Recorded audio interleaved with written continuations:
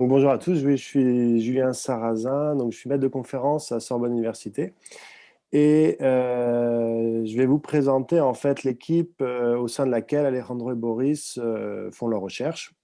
Donc, nous faisons partie du laboratoire de génie électrique et électronique de Paris, le GIPS, alors qui sous sa monture actuelle est assez récent.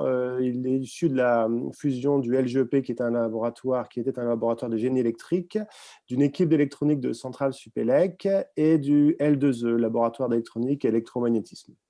Donc le GIPS, aujourd'hui, a 3 pôles: électronique, énergie, matériaux, et 13 thèmes.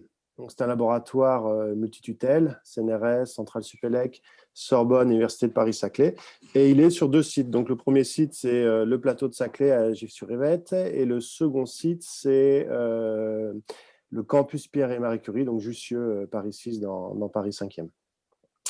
Alors, les activités menées au sein de ce laboratoire concernent notamment la modélisation et notamment l'électromagnétique, avec des activités basse fréquence et haute fréquence. Donc, les activités haute fréquence sont essentiellement menées au sein du thème ondes et propagation que j'anime.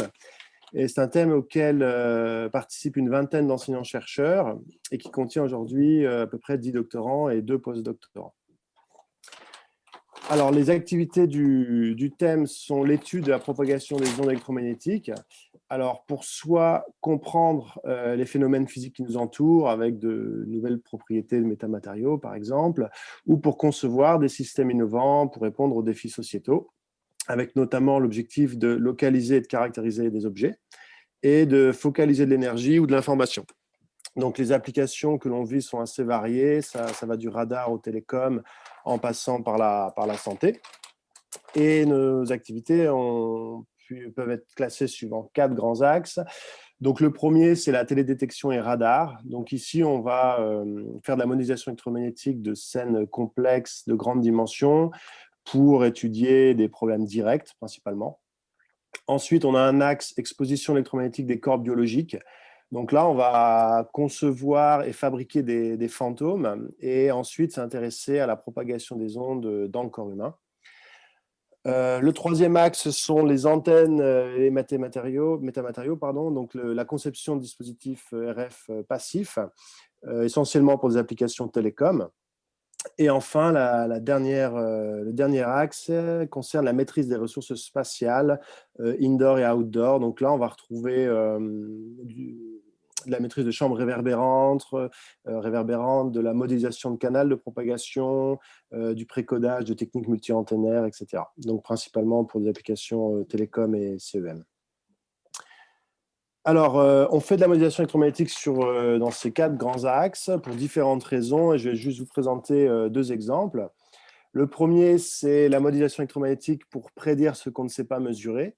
Donc ici, c'est un exemple d'un radar HF transhorizon. Donc, c'est des radars qui fonctionnent aux alentours de la dizaine de mégahertz, qui ont des antennes assez grandes, une dizaine de mètres de haut, en bord de plage, et c'est un réseau d'antennes. Et elles vont venir illuminer en fait, envoyer une onde sur la côte et plus loin pour que les pays doivent normalement surveiller leur espace maritime. Donc, le radar peut fonctionner en visibilité. Donc, ici, on va venir détecter des choses jusqu'à l'horizon ou avec des ondes qui se réfléchissent sur la ionosphère pour aller viser beaucoup plus loin.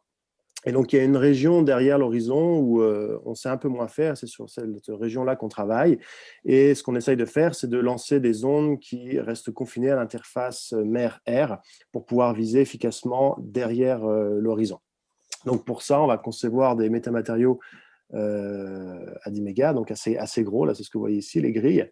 Et ça va nous permettre de confiner les ondes, de maximiser la puissance transmise au niveau de cette interface. Donc, on peut mesurer ce qu'on fait. On peut mesurer le champ proche de ces antennes. On peut mesurer le champ confiné autour des métamatériaux via notamment l'utilisation de drones et de sondes. Par contre, ce qu'on sait moins faire, c'est d'aller mesurer ce qui se passe derrière l'horizon. Donc, pour ça, on va mettre en place des transformations champ proche, champ lointain, avec une prise en compte de la mer pour avoir une estimation en fait, de l'onde envoyée au-delà de l'horizon, pour la détection de bateaux notamment. Le deuxième exemple, de la modélisation électromagnétique pour optimiser de grandes structures, donc structures grandes devant la longueur d'onde, avec la conception d'antennes. Alors typiquement, ce qu'on a, c'est un diagramme de rayonnement. on connaît le nombre de faisceaux, la largeur des faisceaux, la polarisation ce qu'on cherche à faire. Et par un principe itératif de projection alternée, on va en déduire le champ surfacique que l'antenne doit réaliser pour pouvoir obtenir ce rayonnement. Une fois qu'on a ce champ surfacique, on va venir le synthétiser avec différentes approches, différentes technologies en fonction de la fréquence et des applications. Donc, les métasurfaces vont vous être présentées par Alejandro. Quand on est en terahertz, on va faire des dispositifs plutôt complètement métalliques. Et ici, par exemple, c'est un exemple d'antenne SIW. Donc, on vient exciter une onde cylindrique dans un diélectrique. Cette onde cylindrique va fuir à travers un plan métallique où on va venir graver des petites fentes. En fonction de la position de la fente, on va pouvoir synthétiser le champ d'ouverture que l'on souhaite. Mais le problème, c'est que quand on va placer une fente, on va venir perturber l'onde cylindrique. Et donc, encore une fois, il y a un processus itératif d'optimisation numérique pour obtenir l'antenne que l'on souhaite. Et comme ce sont des structures qui sont grandes devant la longueur d'onde avec des détails assez fins, on a besoin de développer des codes maison pour faire ces optimisations de manière efficace. Voilà, donc j'ai ici marqué les collaborations nationales qui sont en lien avec le GT1, donc sur les activités de modélisation que l'on fait notamment. Donc on collabore avec l'ETR sur le côté antenne, avec l'Institut Fresnel et XLIM sur les côtés radars, avec le L2S, c'est le laboratoire Laplace sur le côté CEM, chambre réverbérante, avec le LEAT sur le côté caractérisation, et l'Observatoire de Paris, le CNES, pour tout ce qui est spatial. Voilà, donc je vous remercie de votre attention. Et ici, j'ai mis la liste un peu des membres qui participent au thème des propagations, et vous pouvez y reconnaître quelques collègues. Voilà.